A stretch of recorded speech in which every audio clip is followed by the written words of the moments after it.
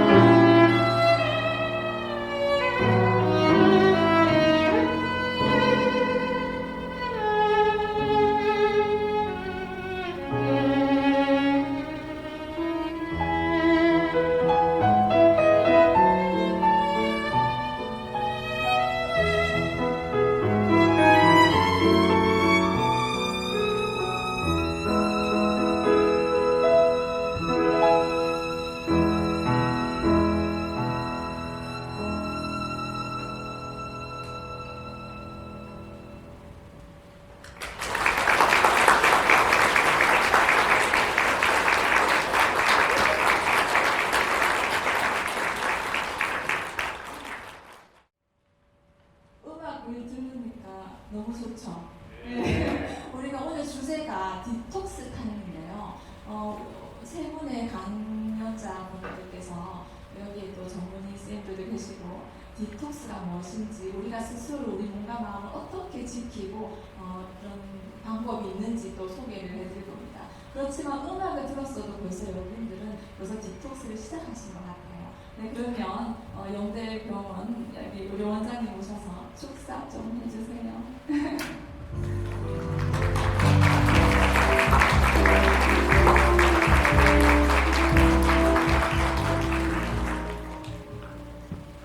우리 임진영 총감독님하고 다르게 저는 대단히 앞서게 들리는데요. 가분하게도 제가 이제 앞에 축사를 썼는데 칭찬을 많이 해주셔서 감사드립니다. 잘 아시다시피 힐링과 문화가 있는 부분이 되겠습니다. 그래서 오늘 좋은 프로그램을 만들어주신 우리 사국민 실장님께 감사드리고 또 오늘 좋은 공연을 해주신 대구 챔버 캐스트 단원들께 감사드립니다. 좋은 시간 가지시기 바랍니다. 감사합니다.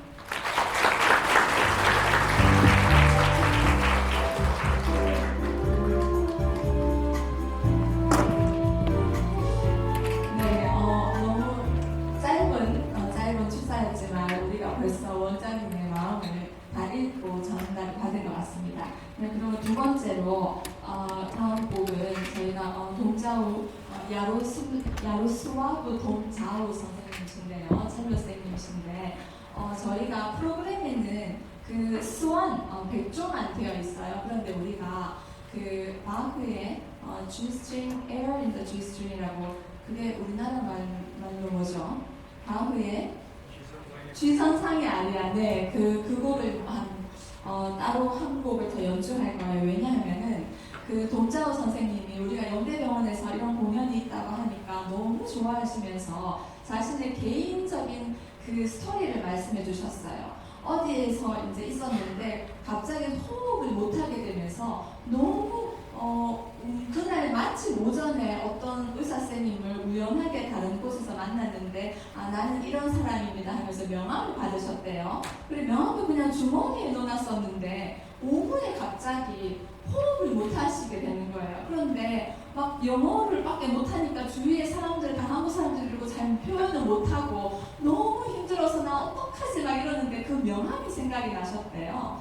그래서 그 명함을 전화를 하시니까 그 쌤님이 다 준비를 하셔가지고 그래서 근데 그분이 그 당시에 영대에서 의사쌤이셨더라고요.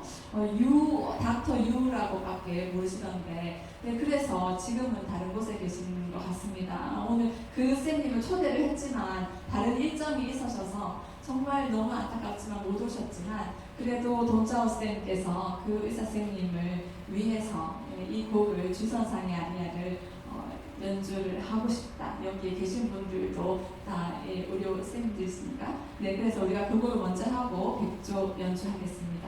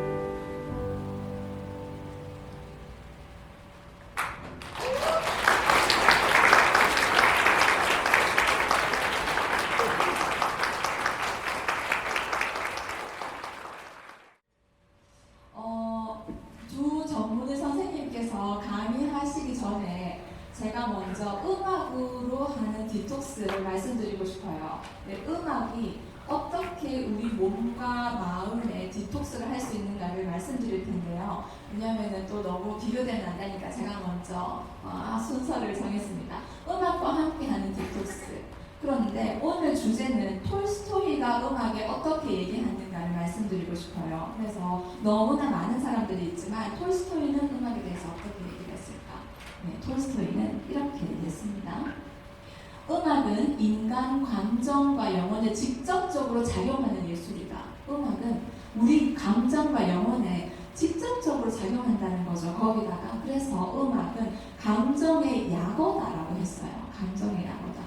그럼 이 말이 무슨 뜻일까? 조금 더 계속 이어나가 보겠습니다. 먼저 톨스토이를 소개하면요. 많은 분들이 아시지만 우리가 러시아 대문호라고는 알고 있지만 이 사람이 음악과는 어떤 영향이 있는지 한번 볼게요. 훌륭한 음악가이자 작곡가였습니다. 알고 계셨습니까? 톨스토이도 작곡가였어요. 음악가이기도 했고 연주도 하고 피아노 연주를 많이 했죠. 그리고 또 실제로 많은 시간을 피아노 연습과 음악에 전념을 했던 사람입니다.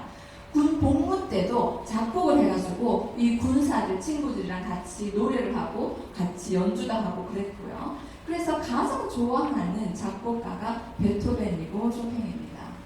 나중에 제가 마지막으로 쇼팽 곡을 연주해 드리겠습니다.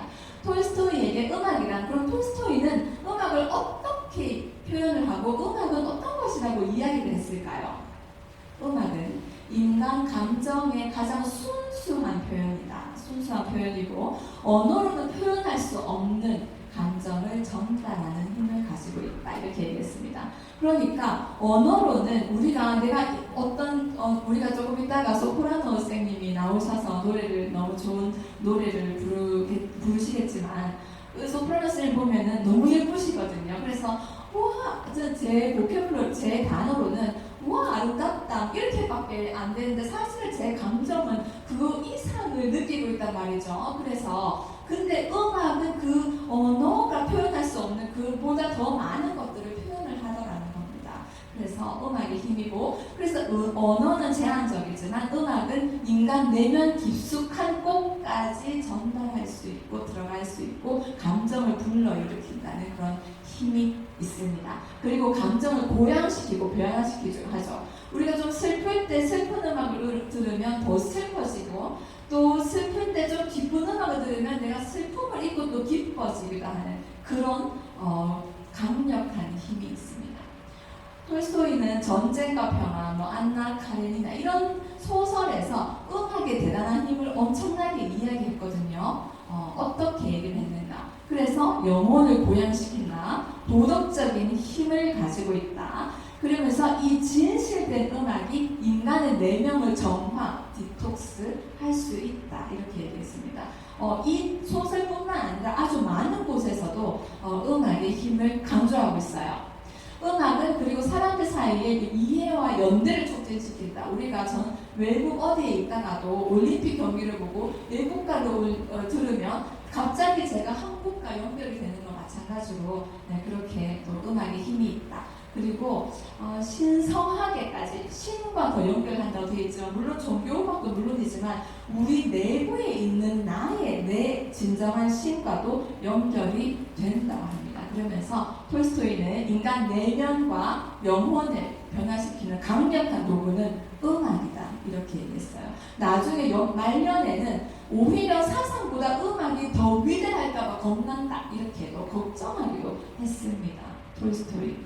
톨스토이의 대작 전쟁과 평화를 잠시 소개를 하면요. 전쟁과 평화가 있지만 우리가 음악을 하니까 음악 쪽에서 전쟁과 평화는 무엇인가? 그러면 음악은, 전쟁은 외부의 물리적인 소리예요. 우리가 좀 허위나 위선, 기만 이런 것들. 그런데 평화는 뭐냐 하면 나의 내적 독백이라는 겁니다. 이 톨스토이가 정말로 이 전쟁과 평화에서 말하고 싶었던 주제는 우리 삶의 진실한 행복을 찾자는 거죠. 내부의 소리를 들으면서. 그래서 음악 예술의 엄청난 힘을 강조합니다. 짧은 영상을 제가 두 개를 준비했는데요. 먼저 나타샤를 소개할게요. 나타샤는 음악에 대한 깊은 애정을 가진 인물이에요. 근데 무도회에서 안드레이라는 사람을 만납니다.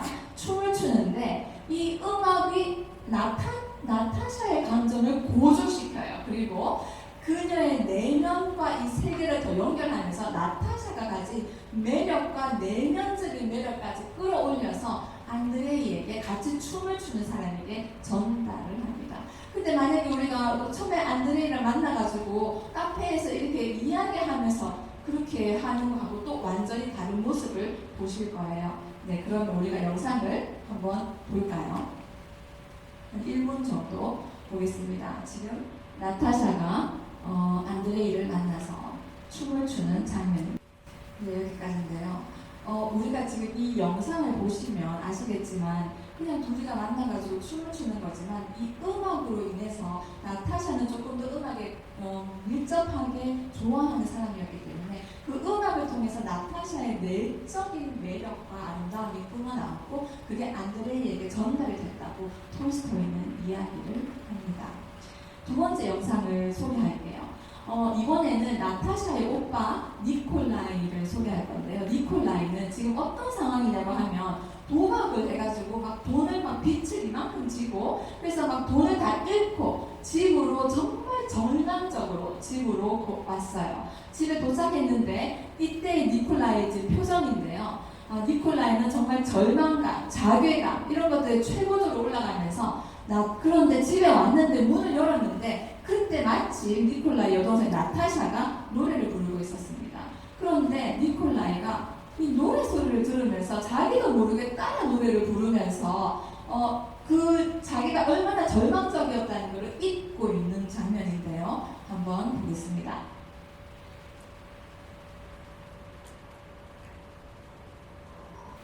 네, 이런 장면인데요. 니콜라이의 표정을 보셨어요? 너무나 절망적인 표정으로 집으로 왔지만 동생과 노래를 들으면서 나도 모르게 그걸 잊고 음악을 통해서 다시 희망을 찾고 원래는 난 아빠한테 어떻게 얘기하지 이렇게 들어왔는 표정이었는데 I have to speak to father 이렇게 뭐 자신 있는 이런 목소리로 얘기를 한다는 거죠. 그러니까 음악의 힘이 그렇게 위대하다고 우리의 감정도 변화시키고 희망을 주고 절망에서 희망으로 끌어당기고 그만큼 감정의 디톡스에 힘이 있다는 것을 톨스토이가 이야기를 했습니다. 마지막인데요. 톨스토이는 음악이 우리 세상 온통 근심거리로 바라본 상태에서 벗어나게 해주더라. 그리고 그 순간 걱정에서 벗어나 삶의 새로운 면모를 만나게 할 수 있다. 이렇게 얘기를 했습니다. 그리고 그것이 바로 디톡스가 되겠죠. 내면적 갈등을 극복하고 우리 길을 찾도록 돕는 중요한 매개체가 음악이더라. 이렇게 얘기를 했습니다.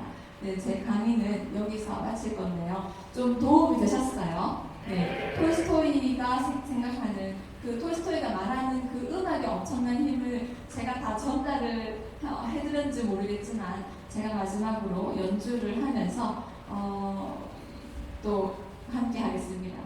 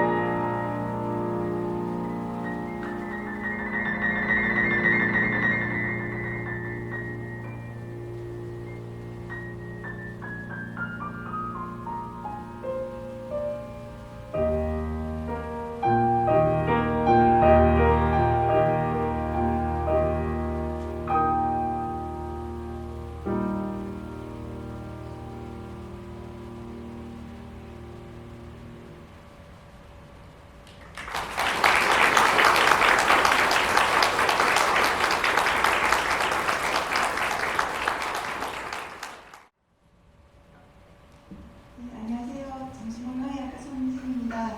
먼저 이렇게 일상에 바쁘게 지내다가 이렇게 음악을 들을 수 있는 이런 힐링하는 자리를 마련해 주신 김진영 대표님한테 다시 한번 감사드리고 싶습니다. 작년에 이어서 올해도 저희 병원을 찾아주셔서 다시 한번 감사를 드리고 싶고요. 네, 제게 주어진 주제는 오늘 마음 건강을 위한 디톡스 방법인데요. 먼저 디톡스라는 단어가 사실 정신과에서 처음 많이 사용되던 단어이잖아요. 우리 중독 행위든 아니면 중독 물질이든 사용을 하는 분이 처음 입원하면 먼저 디톡스부터 한 다음에 그 다음 치료를 하게 되는데 말 그대로 이제 신체에서 독소를 제거하는 그런 과정을 이야기하는 단어였습니다. 네, 지금은 어떻게 보면 조금 생활 어떤 습관, 생활 방식으로 많은 분들이 사용하는 용어가 된 것 같아요. 이 중에는 몸에 대한 디톡스도 있지만 오늘 제가 정신 건강을 위한 디톡스이기 때문에 스트레스라든지 또 요즘 많이 사용하는 디지털 기기로 인한 그런 어떤 중독 증상에서 벗어나기 위한 디톡스라든지 조금 더 마음 건강에 특화된 디톡스에 대해서 말씀을 드리려고 합니다. 오늘 순서를 보시면 디지털 중독과 도파민 중독에 대해서 잠시 보고 이 두 가지 중독에서 벗어나기 위한 디톡스 방법 같이 살펴본 다음에 마지막으로 마음건강 증진법에 대해서 살펴보도록 하겠습니다. 여기 있는 이게 자가진단 도구이거든요. 같이 한번 읽어볼게요. 인터넷으로 시간을 보내느라 일이나 공부를 소홀히 한다. 또 가장 친한 친구를 만나는 것보다 스마트폰 보고 있는 게 더 재밌다. 또 게임으로 많은 시간을 보내는 것에 대해서 주변 사람들이 좀 불평을 한다. 또 다른 사람이 내가 폰으로 뭐 하는지 볼까봐 좀 숨기고 싶다. 그리고 골치 아픈 현실을 잊기 위해서, 회피하기 위해서 스마트폰을 들여다보게 된다. 또 스마트폰이 없다면 생활이 지루하고 허전하고 낙이 없을 것 같다. 밤늦게까지 SNS나 유튜브 게임을 보느라 잠자는 시간이 늦어진다. 이렇게 있는데 혹시 3개 미만이다 하시는 분 있으신가요? 손 드시는 분이 있는데 정말 건강하신 분들이 많고 3개 이상에서 5개 이상에 해당되시는 분들이 있으실까요? 저는 여기 해당됩니다.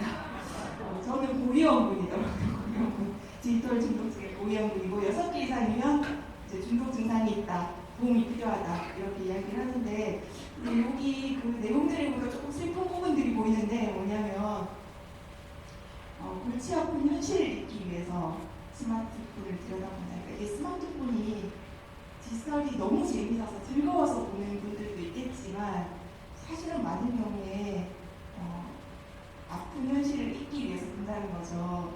또 스마트폰이 없으면 낙이 없다. 그러니까 현실이 낙이 없고 그러니까 스마트폰을 본다. 이런 내용들이 있어서 조금 마음이 아프다. 이 캐스처의 자체 내용이 그런 생각을 했고 그렇다면 우리가 이 나쁜 몸에 해로운 디지털을 벗어나게 하는 데 있어서 디지털 사용량을 제한하는 걸로 우리가 디톡스가 될까라는 의문을 가질 수 있습니다. 즉 우리가 해로운 것을 줄이는 것만큼 이 중독증을 치료하는 데 중요한 거는 낙을 찾게 하는 것, 디지털이 아니고도 즐거움을 느낄 수 있는 뭔가를 찾아가는 과정, 그리고 스트레스로부터 회피하지 않게 스트레스를 대처하는 법을 배우는 것, 이런 것들을 다 포함했을 때 우리가 이 중독으로부터 벗어날 수 있기 때문에 디톡스는 저는 시작이다. 그 이후에 더 많은 과정들이 회복의 과정에 필요하다라고 볼 수 있겠습니다. 저는 이 단어를 처음 들을 때 참 기발하다. 어떻게 이 이름을 잘 짓지? 사실 과학적으로는 틀린 말이거든요. 왜냐하면 도파민 중독이라는 게 말이 안 되는 게 모든 중독은 도파민과 관련이 있어요. 그리고 중독이라는 부정적인 단어로 도파민을 묶기에는 도파민은 우리한테 꼭 필요한 거거든요. 초콜릿을 하나 먹었을 때 맛있다 이럴 때도 도파민이 나오고 사랑하는 사람과 시간을 보내서 행복하다 이럴 때도 도파민이 나오고 피곤한 하루를 보내고 퇴근길에 노을을 봤는데 너무 아름답다 이래도 도파민이 나오는 거거든요.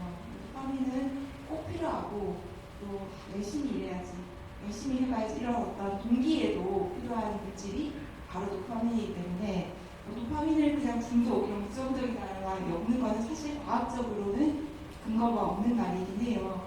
하지만 정말 기발하다 제가 이렇게 생각한 이유는 실제 우리가 릴스 볼 때, 슈퍼를 볼 때 도파민이 나옵니다. 그래서 재밌으니까 보는 거겠죠. 쾌감을 느끼니까 보는 건데 문제는 왜 중독이란 부정적인 단어를 붙였느냐 했을 때 너무 빨리 즉각적으로 도파민이 나오기 때문이죠. 책을 한 권 끈기 있게 읽어냈을 때 마지막에 주인공이 역경을 극복하는 과정을 보고 막 너무 좋다 이렇게 느끼는 그 순간에 나온 도파민, 또 거기 있는 어떤 문구가 너무 내 마음을 와닿아서 맞아 이럴 때 느끼는 도파민과 이 릴스나 쇼폼을 보고 느끼는 도파민은 좀 성격이 다르다. 그리고 문제는 이게 계속 릴스나 쇼폼이나 이런 걸 보면서 빨리 도파민을 우리가 느끼게 되면은 끈기 있게 책을 읽고 마지막에 이거야 하고 느끼는 그 도파민을 못 느끼게 된다는 거. 길가에 풀이 너무 예뻐서 꽃이 너무 예뻐서 아름답다 이 아름다움은 우리가 못 느끼게 되는 거고, 또 도파민이 막 한꺼번에 많이 나오는 게 계속 하다 보면은 나중에는 도파민이 고갈되기 시작하면서 일상에서 내가 정말 힘을 써야 되는 동기를 부여시켜서 끈기를 갖고 해야 되는 일을 할 때는 도파민이 안 나와요. 그러니까 막 무기력해지고 만사가 귀찮고, 그러면 뭐에만 도파민이 나오냐? 슈퍼맨 릴스 볼 때만 계속 보게 되고, 이런 현상에서 중독이라는 단어를 붙인 것 같아요. 그러면 도파민 중독이 있다라고 디톡스를 해야 된다라고 우리 몸이 보내는 신호를 보면 하루 종일 집중하는데 어려움이 있다. 시도 때도 없이 온라인에 접속하고 싶다. 필요하지 않을 때도 괜히 이메일이나 소셜미디어 기사만 확인한다. 잠들기 전에 이렇게 들고 휴대폰을 본다. 또 정말 사람을 대하는 것보다 이 소셜미디어가 더 소통하는 게 편하다. 핸드폰 이용 시간이 점점 길어진다. 가끔 스크린 타임 딱 쓰면 깜짝 놀라지 않으세요? 이거 아닐 거야. 기계가 무산날 거야. 내가 이렇게 봤을 리가 없어. 막 이럴 정도로 놀라운 시간이 거기 찍히잖아요. 또 기분 전환이나 해피 목적으로 자꾸 온라인에 접속하고 접속을 못하는 상태로 막 불안하고, 또 SNS나 게임한다고 잠을 부족하게 되고, 그러고 결국에는 인간관계나 직업이나 학업에서나 일상생활에 문제가 발생하고 이러면 도파민 중독이 있다, 디톡스를 해야 된다는 신호라고 생각하시면 될 것 같습니다. 그러면 우리가 먼저 디톡스부터 아까 얘기한 일상의 낙을 찾는 거라든지 또 스트레스를 조절하는 법을 배우기 전에 일단은 디톡스를 해야 되잖아요. 그래서 이 디지털 사용량을 줄이는 제한하는 디톡스 실천 전략을 보면 일과 중에서 스크린 타임에서 벗어나는 시간을 정하는 게 좋습니다. 또 주기적으로 휴식을 취하는 것도 도움이 되고, 요거는 조금 어린 학생들한테 많이 사용하는 방법인데 너무 좋은 스마트 기기를 갖고 있다 보면 자꾸 재밌고 좋은 게 뜨니까 조금 다운그레이드를 해서 어쩌면 저렴한 데게 하는 것도 좋은 방법이에요. 아무래도 컴퓨터는 접근하는데 조금 시간이 걸리는데 이건 바로 하면 되잖아요. 또 특정 시간에 휴대전화 전원을 꺼두는 방법도 있다고 하고요. 또 이제 기능을 보시면 특정 앱을 너무 오래 보지 않도록 제한하는 설정도 있습니다.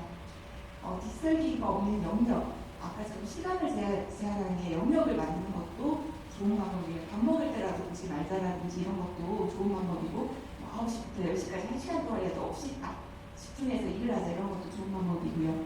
이런 게 다 안 되면 이제 전문가의 도움을 받는 것도 고려를 해보시겠습니다.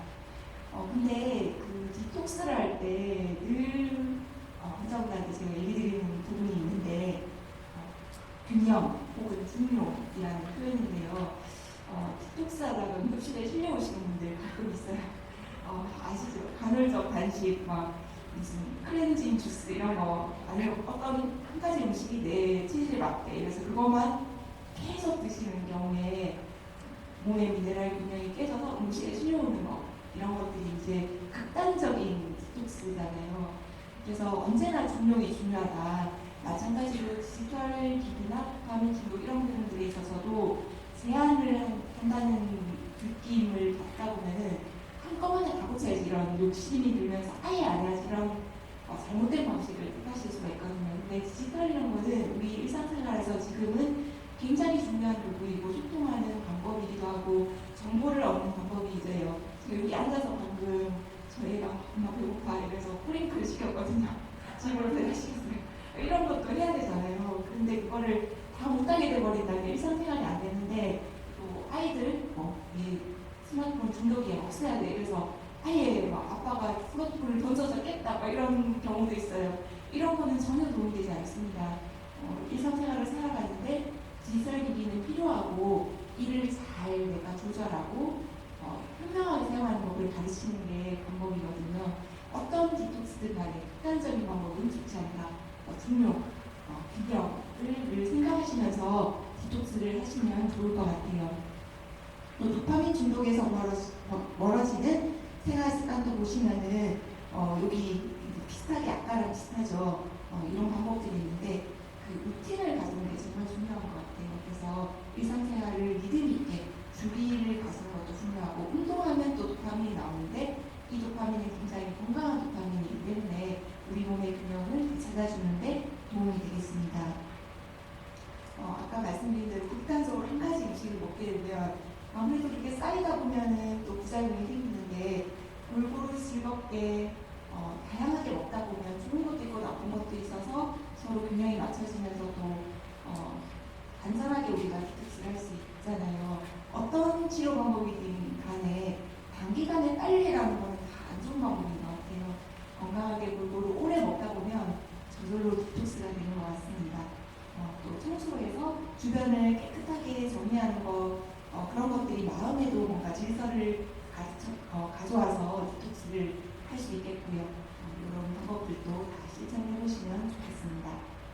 근데 이처럼 안 좋은 거를 조절하고 제한하고 하는 것도 중요하지만 말씀드린 대로 사실 낙이 없어서 회피하기 위해서 디지털이나 혹은 도파민에 빠지는 거기 때문에 낙을 즐거움을 자꾸 찾는 대처하는 것들을 찾는 것들이 더 중요할 수 있는데 그러면 이 즐거움이 대단한 거냐 하면 그런 건 아니고 정말 차 한잔 산책하기 친구랑 수다 떨기 하늘 바라보기 이런 작은 일상에서의 많은 것들이 모여서 행복감을 불러일으키고 마음을 편안하게 만드는 것 같습니다.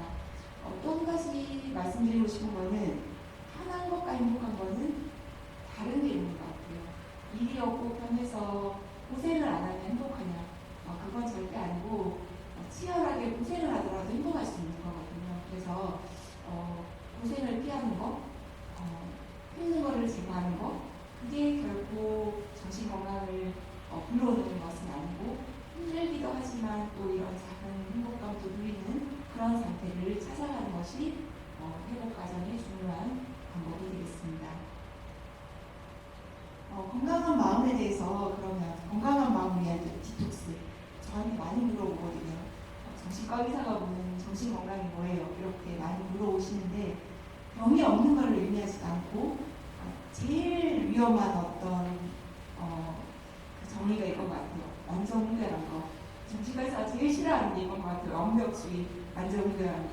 절대로 결정 없이 완전무결한 상태를 의미하지 않고 화도 안 내고 스트레스도 안 받고 이런 것도 아니고 화도 나고 스트레스도 받지만 그런 것들을 건강한 방법으로 해소해가면서 일하고 살아갈 수 있다면 충분히 건강한 상태라고 볼 수 있겠습니다. 대한신경정신의학회에서 말하는 정신건강을 지키는 10가지 수칙이 있습니다.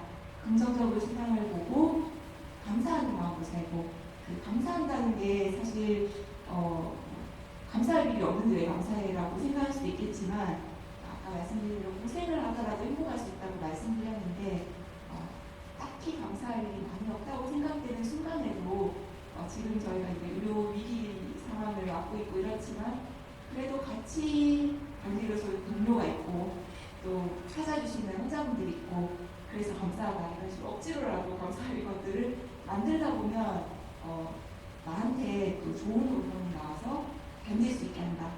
감사하는 마음을 만드는 게 좋다고 하고요. 반갑게 마음이 나오긴 인사를 하고 새끼 맛있게 천천히 먹고 또 상대의 입장에서 생각한다. 공감한다라는 내용이 있는데 공감 능력은 그러면 배려를 받는 상대방을 위한 마음인가? 절대 그렇지 않고 내가 공감하는 마음을 가짐으로 인해서 화가 덜 나고 그래서 스트레스를 덜 받고 인류가 공감하는 능력이 없다면 전쟁으로 전 세계 인류가 다 망했을 거다. 생존하지 못했을 거다 이런 이야기가 나올 정도로 공감 능력이야말로 우리를 생존하게 하는 어떤 힘이다라고 생각을 하고 있습니다. 칭찬을 하고 약속 시간에 막 급하지 않게 여유 있게 가서 기다리고 일부러라도 웃는 시간을 그런 표정을 짓고 원칙대로 정직하게 살고 때로는 손해볼 줄도 아는 게 정신 건강을 지켜준다고 하고요. 또 다른 방법은 자신을 있는 그대로 받아들이는 것. 현실과 이상의 갭이 벌어지면 벌어질수록 불행해지는 것 같아요. 그래서 나를 올리는 것도 좋은 방법이지만 이상을 조금 낮춰서 기대 수준을 낮춰서 있는 그대로의 나를 아끼는 것, 또는 터놓고 이야기할 수 있는 친구를 만들고 의미 있는 일에 참여하고 물리기나 명상이나 상담 같은 과학적인 방법을 이용해서 마음 건강을 올리는 것, 또 일할 때는 일하지만 놀 때는 열심히 노는 것, 주말에 월요일날 열심히 일하기 위해서 소진을 피하기 위해서 하루 종일 누워서 쉰다. 월요일날 1시간만 일하면 다시 피곤하거든요. 근데 밖에 나가서 산책도 하고 차도 한 잔 마시고 들어오면 월요일날 조금 더 기분이 납니다. 그래서 잘 놀 줄 아는 것도 정말 중요한 것 같습니다. 네, 마지막 슬라이드인데요. 우리 마음에 대해서 말씀을 드리고 싶습니다. 자꾸 관심을 갖고 들여다보고 마음을 쓰다 보면 점점 더 좋아지는데 그거는 우리의 마음도 마찬가지인 것 같아요. 내가 우리 마음이 건강한지, 힘든 일이 없었는지, 스트레스 받는 일이 없었는지, 또 불안해하진 않는지 이런 것들을 잘 들여다보고 이만하면 충분히 나가고 있어. 이런 힘든 일들을 헤쳐나가고 있는 내가 참 대단해 이렇게 위로해주는 그런 힘을 키운다면 오늘 하루도 충분히 정신적으로 건강하게 잘 지내실 거라고 말씀드리고 싶습니다. 네, 감사합니다.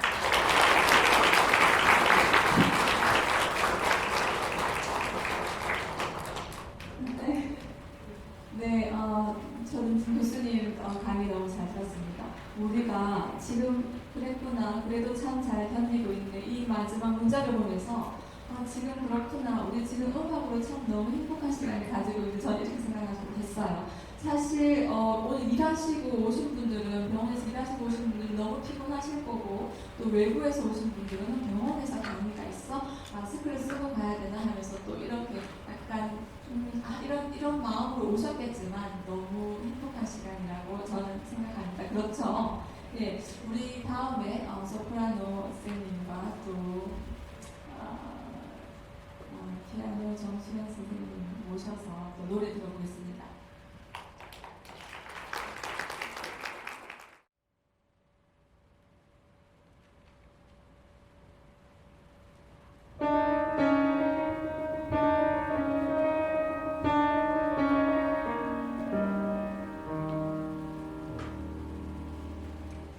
Oh,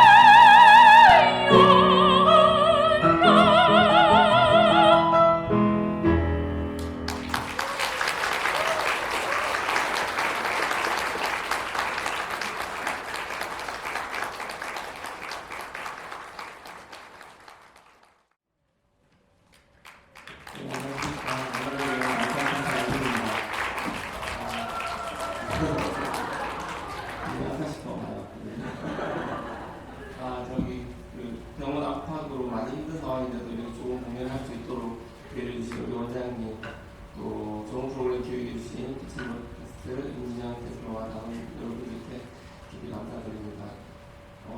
아마 이번 의료전에 길어지면서 사실 환우분들도 그렇고 의사 의료진분들도 그렇고 많이 힘들어하실 것 같은데 오늘 이런 자리가 아마 힐링하는 데 많은 도움을 줄 거로 생각하고요. 앞으로 이런 자리가 정기적으로 계속 있었으면 좋겠습니다. 의료진분이 정기적으로 해주실 거죠?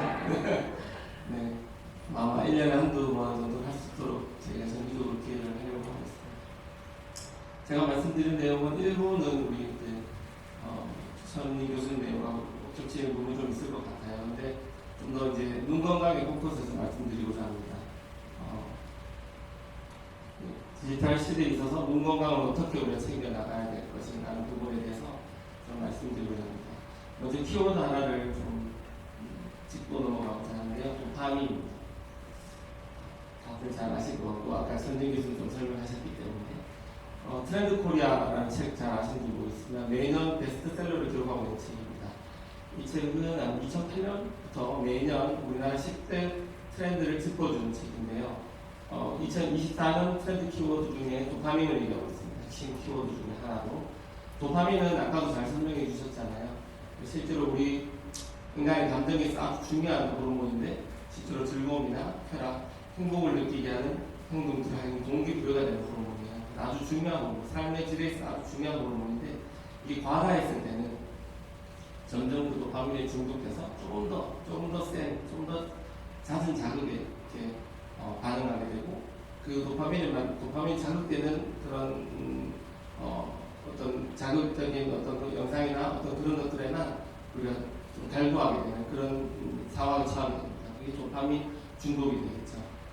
MZ들이 많이 얘기하는 건데 게임에서 우리가 어떤 아이템을 모으기 위해서 특정 행동을 계속 반복해야 돼요. 그걸 파밍이라고 하거든요. 그래서 신조어죠, 신조어. 도파민과 파밍을 합쳐서 도파민이라는 얘기를 키워드로 선택하고 있습니다. 실제로 이런 도파민이 사회적 이슈가 되고 질환으로 생각되고 있는 T질환이라고 하면 하나가 아마 대표적인 질환이 스마트폰 중독은 아닐까요? 스마트폰 과의존 증후군 이런 것이라고 생각합니다. 실제로 상당히 많은 아까 어떤 기준을 정하느냐에 따라 중독 기준이 다양한 퍼센트로 그 인시던스 유병률이 있다고 생각하지만 아까 그냥 대충 봐도 4분의 1 정도의 성인남녀에 해당하는 부분들이 상당히 많은 중독 증상을 보이고 있다. 의존증을 보이고 있다라고 생각하시면 되겠습니다. 평균 얼마인지 아세요? 평균 저도 믿지 않았는데 평균 4시간입니다. 성인 일반 평균적으로 사용하는 평균 시간이 4시간. 그리고 좀 중독됐다고 하는 사람들은 6, 7시간 정도 사용하는 것으로 되어 있고 실제로 3시간이던 이게 디지털 기기를 사용하는 다양한 건강에 문제가 오죠. 눈 건강에서는 당연히 흐려지고 두통도 올 수도 있고 초점도 흐려지는 약간 노안 증상 같은 그런 증상들이 생기게 됩니다. 아까 도파민 중독 자가 증상 좀 얘기하셨는데 마찬가지 비슷한 겁니다. 이걸 보여드린 이유는 도파민 중독의 자가 진단 기준인데요. 잘 살펴보시면 반 이상이 디지털 기기와 연관되는 겁니다. 그럼 어떻게 보면 최근에 사회적 이슈가 되는 도파민 중독은 디지털 중독이라고 할 수도 있겠다. 그런 생각을 해봅니다. 근데 그 반대급부로 디지털 디톡스에 대한 노력들도 많이 일어나고 있습니다. 디지털 디톡스는 디지털 기기가 휴대폰이나 아니면 스마트 TV로 대변되는 그런 디지털 기기로부터의 해방, 자유를 통해서 여러 가지 휴식이나 다른 활동들을 통해서 심신을 회복하는 디톡스를 합쳐서 디지털 디톡스라고 부르고 있거든요. 다들 잘 아시겠지만 헐리우드 배우 중에 톰 홀랜드, 스파이더맨 배우죠. 이런 배우나 이효리 같은 경우는 SNS 탈퇴를 얘기하기도 했고 푸군 같은 경우는 나 혼자 산다에서 나와서 이런 디지털 디톡스를 강조하기도 했습니다. 핀란드 같은 경우에는 이런 폰 프리 존이 따로 있어서 어떤 특정 관광 지역이 말이죠. 휴대폰 없이도 자연을 심취하고 명상에 잠길 수 있도록 해주는 그런 지역도 있고요. 스마트폰 개발되면서 스마트 스티브 잡스 같은 경우에도 잘 아는 일화긴 한데 저녁 시간에는 2시간, 3시간 시간을 내서 온 식구들이 모여서 얘기를 하고 그때는 스마트 기기를 사용하지 못하도록 그렇게 해서 자기 애들이 스마트 중독에 빠지는 것을 예방했다는 일화가 있습니다. 워싱턴 타임즈에서 얘기하는 그 디지털 디톡스를 막는 방법인데요. 아까 천희 교수님 보여드렸던 거의 비슷한 내용이긴 한데 좀 더 구체화되어 있습니다. 보시면 침대를 일단 스마트폰으로 가져가지 말자. 이메일 계정을 로그아웃 해놓자. 푸시 메일이 오지 않도록 어플 알림을 모든 알림을 끄고 내가 원하는 시간에만 디톡스를 확인하겠다. 이런 노력들이 디지털 디톡스에 도움이 될 수 있겠습니다. 이런 디지털 디톡스를 통해서 제일 1번은 눈의 피로가 풀리고 눈이 편안해지겠죠. 근데 그 외에도 스트레스 감소나 수면의 질 상승, 또 여러 가지 스마트폰, 디지털 기기에서 벗어남으로써 다양한 취미 활동을 하게 됨으로써 올 수 있는 워라밸 이런 걸 통해서 즉 간접적으로 또 건강에 운동을 포함한 전신 건강에 또한 긍정적 효과를 낼 수 있겠습니다. 그래서 이런 디지털 시대에 스마트한 몸 관리 어떻게 하면 될까요? 좀 더 구체적으로 하나씩 짚어보도록 하겠습니다. 블루라이트 많이 들어보셨죠? 사실 블루라이트는 어디든 있어요. 태양광에도 있고 인공광 여기 모든 빛에 다 있거든요.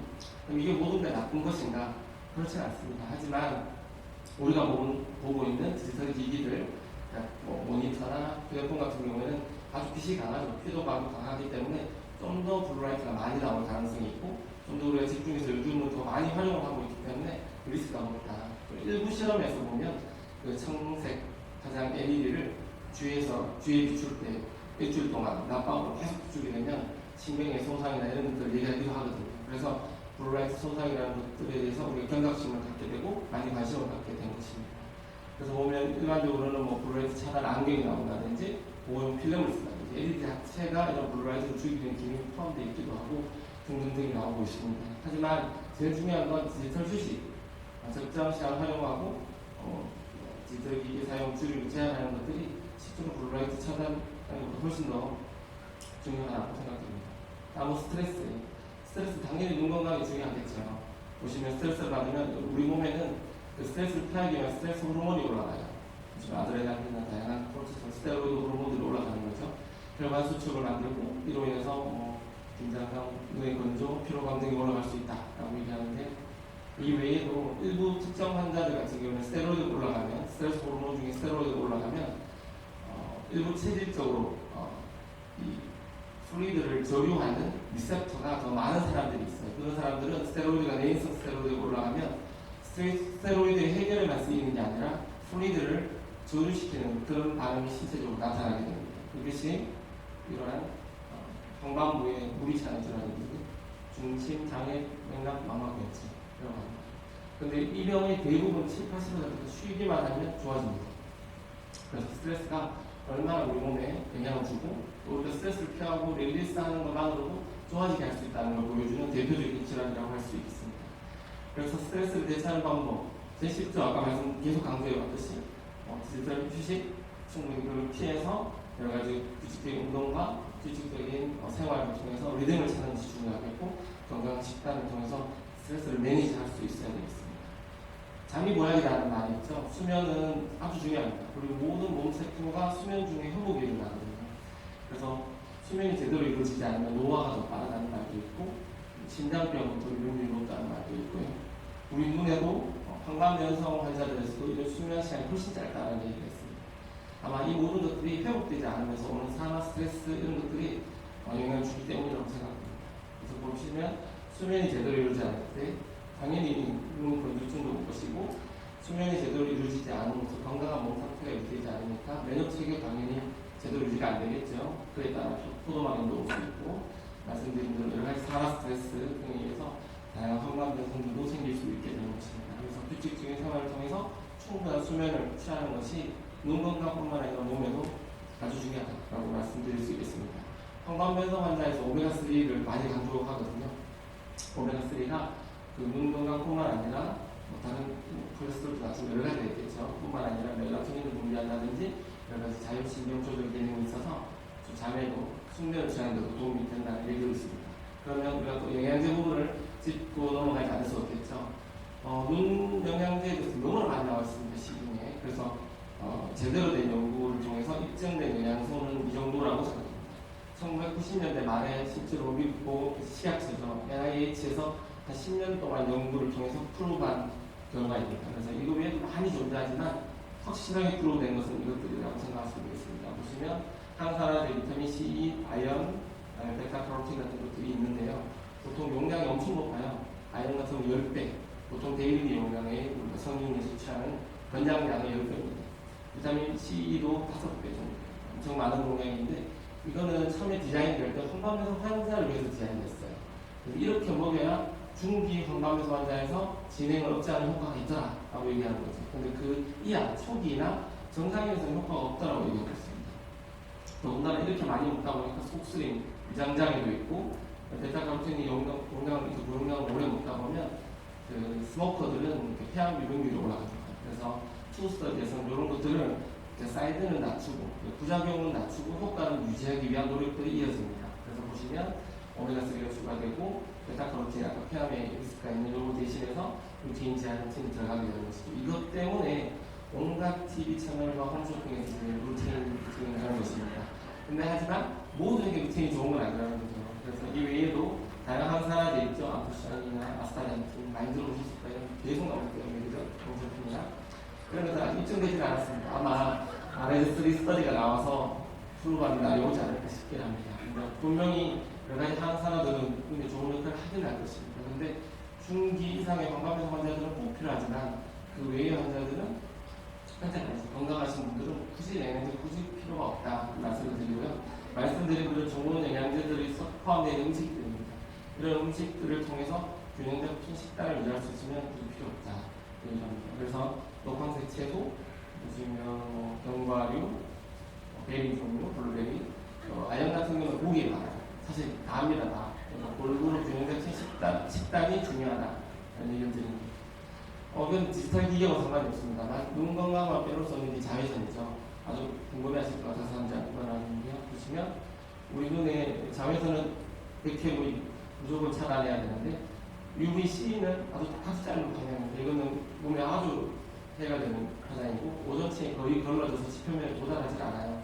그래서 우리가 생각해야 될 건 UVA와 B인데 B는 10%만 떨어집니다. 지표면에 B는 비타민 D 합성이 아주 중요해요. A는 피부 노화도 만들고 마찬가지로 크게 도움될 게 없죠. 근데 우리 눈에서는 A든 B든 다 필요가 없습니다. 그래서 모두를 차단하는 것이 가장 중요합니다. 그래서 UV 차단은 선글라스를 꼭 껴야 되겠죠. 강조로 쓰이고 싶은 것은. 그래서 UV 400 인증 마크를 꼭 확인하셔가지고 400 나노미터 이하의 가장의 모든 자외선을 차단하는 그래서 차단하는 기능이 있는 선글라스를 확인하는 것이 중요하겠습니다. 그리고 보통 이게 자외선 코팅막이 잘 벗겨져요. 3, 4년 이상 쓰시면 교체로 생각해서 많이 긁히거나 이런 경우는 제대로 차단이 되지 않기 때문에 흐린 날에도 써야 될까요? 자외선이 눈에 보이지 않지만 흐린 날에도 계속 떨어지고 있습니다. 그래서 흐린 날에도 사실은 야외 활동할 때 선글라스를 켜는 것이 맞습니다. 색상에 대해서 고민하시는 분도 많을 것 같아요.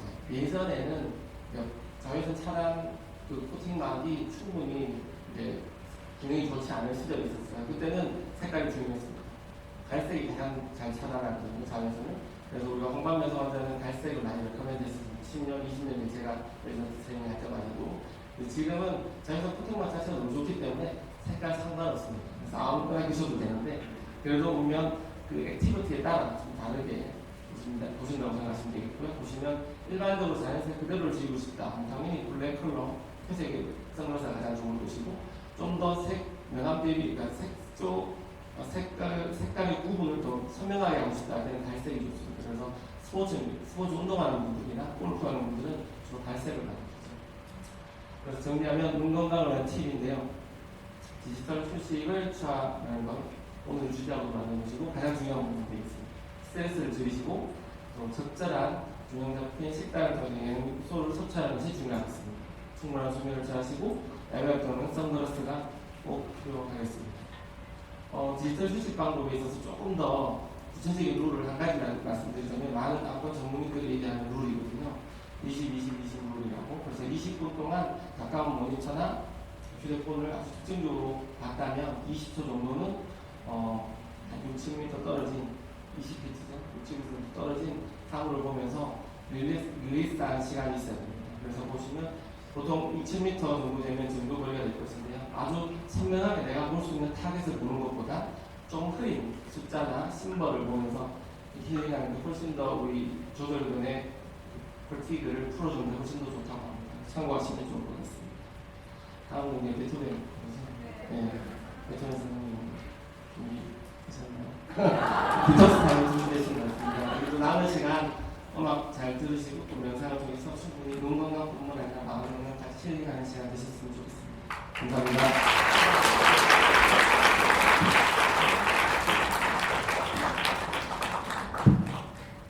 네, 너무 재밌고 좋은 강의 너무 감사합니다. 저 뭐 2년 전에 우리가 이 메디뮤직 콘서트 페스티벌에서 처음 알게 됐던 게 사모님 쌤이 말씀하신 게 우리가 눈을 뜨는 순간부터 눈은 일을 한다고 하더라고요. 그때 제가 처음 눈이 정말 그렇게 많은 일을 하구나 알게 됐습니다. 그래서 오늘도 눈 건강 잘 세게 듣고 마지막으로 이제 드디어 마지막 코너인데요. 베토벤 피아노 3중주 1악장 연주합니다.